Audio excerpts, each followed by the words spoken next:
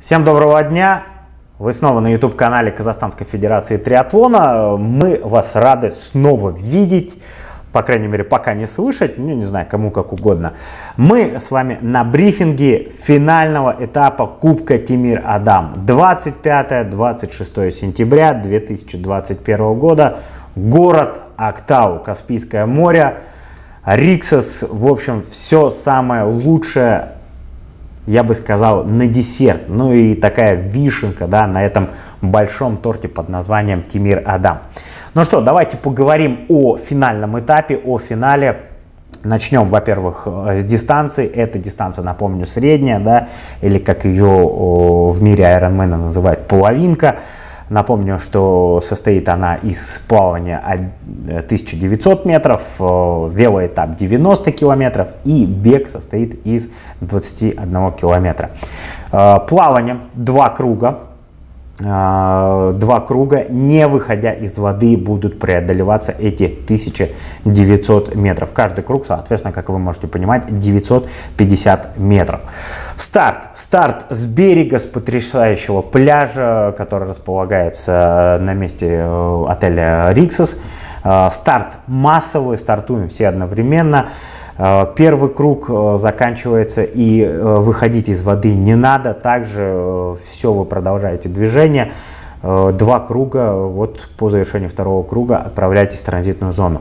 Между плавательным сегментом и транзитной зоной, которая будет проходить по территории отеля, примерно порядка 200-250 метров. Транзитная зона будет располагаться рядом с футбольным полем, но я думаю, что мимо вы в любом случае не пробежите. Велоэтап. 3 круга по 30 километров, соответственно, суммарно 90 километров. Движение по велоэтапу правостороннее. Что нужно знать обязательно? Это, конечно же, нужно знать о том, что драфтинг запрещен, тайм-триальные велосипеды разрешены. Но обо всем по порядку, мы тоже об этом поговорим по ходу уже нашего брифинга. Единственное, еще на что хотел бы обратить внимание, это прохождение транзитной зоны. Если вы на велоэтап отправляетесь через центральный выход гостиницы, где линия посадки, то вот линия схода находится через технический вход в отель. Вот этот момент тоже обратите внимание. Это вы можете увидеть на карте, это мы сейчас с вами разберем и посмотрим. Ну и, конечно же, плюс ко всему еще транзитная зона номер 2. Выход на бег осуществляется так же, как и выход на велоэтап.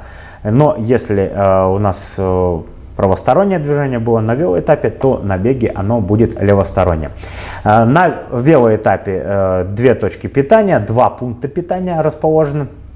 На беговом этапе 1 точка, 1 пункт питания, будет она располагаться ровно посередине бегового этапа.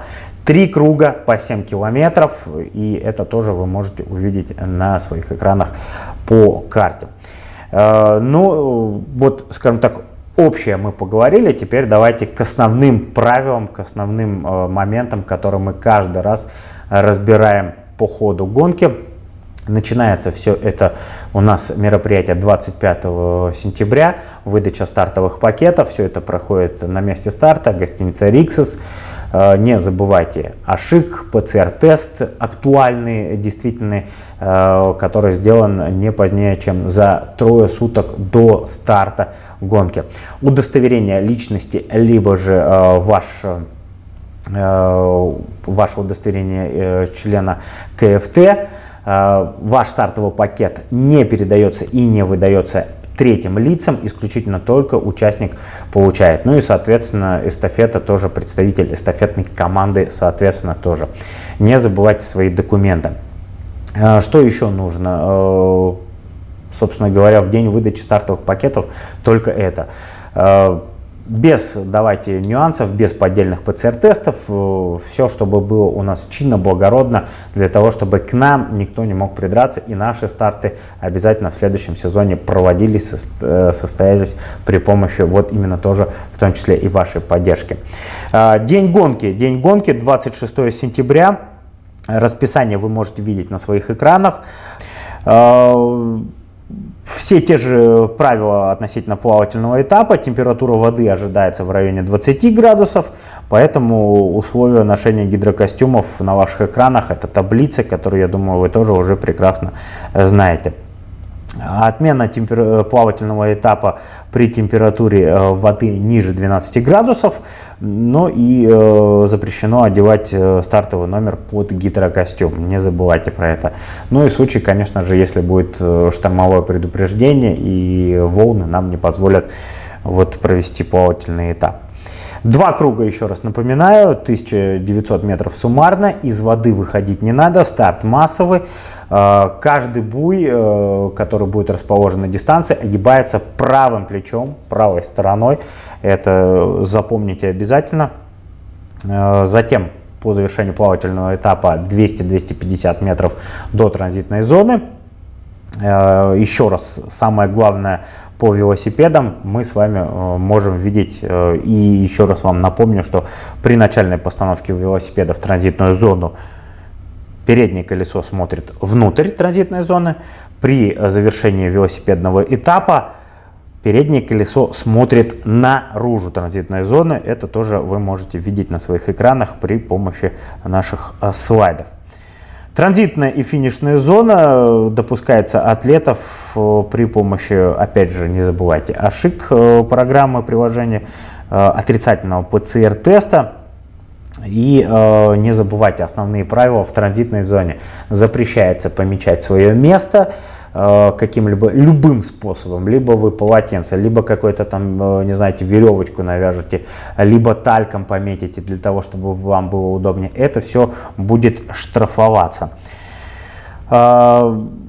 Что еще? Традиционно не забывайте, что все неиспользуемые вещи в ходе дистанции вы сдаете в камеру хранения, а все вещи, которые вы используете по ходу дистанции, они складываются аккуратненько в ваш ящик, который находится на вашей стартовой позиции. Оборудование на транзитной зоне и камеры хранения выдаются исключительно по браслету, который находится в стартовом пакете. Не забывайте чип и как его используется. Во-первых, чип выдается при постановке велосипеда, при вашем допуске в транзитную зону. Чип одевается на левую ногу с внешней стороны, и чип снимается и сдается до выхода из финишного накопителя. Дважды с чипом не пересекайте линию финиша.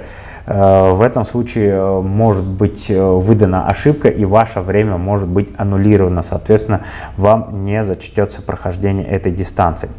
Эстафеты. Еще раз напоминаем правила прохождения эстафетов и правила передачи чипа. Чип является своеобразной палочкой, да, эстафетной.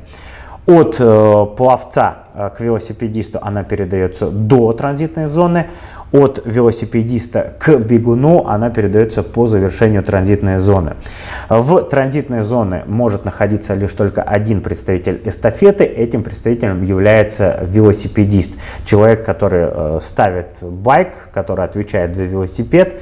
Его, соответственно, вся форма может находиться либо на велосипеде, либо в корзине. Да, соответственно, туфли, шлем и велосипед. В момент передачи у велосипедиста находится без велотуфлей, без шлема, в велокостюме, только в велотрясюте, велосипед находится на стойке. В момент окончания велоэтапа велосипедист должен поставить байк на свое место, шлем должен быть закреплен на велосипеде, либо же убран в корзину, и, соответственно, велотуфли тоже либо убраны в корзины, либо закреплены на педалях. Не забывайте, все вещи, все аккуратненько должно быть находиться в корзине, либо же за это вы можете получить штраф. Штраф, об этом не забывайте тоже, мы постоянно их напоминаем. Штрафы вы сейчас можете видеть на своих экранах. Все они стандартные, ничего не меняется относительно штрафов.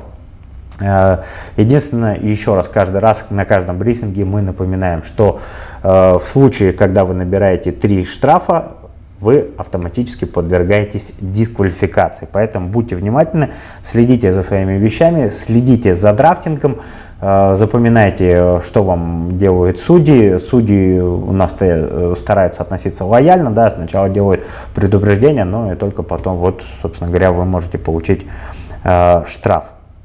Погода на момент старта ожидается в районе 25-30 градусов, температура воды ожидается в районе 20 градусов, но и традиционно мы напоминаем о том, что страхование. Контактный телефон на ваших экранах, страхование во благо избежания каких-то последствий по ходу гонки. На этом, в принципе, все. Финальный брифинг, финал Кубка Тимир-Адам. 25-26 сентября, город Актау. Всех будем рады видеть на гонке. Всем легких ног и попутного ветра без проколов. Всем удачи на гонке.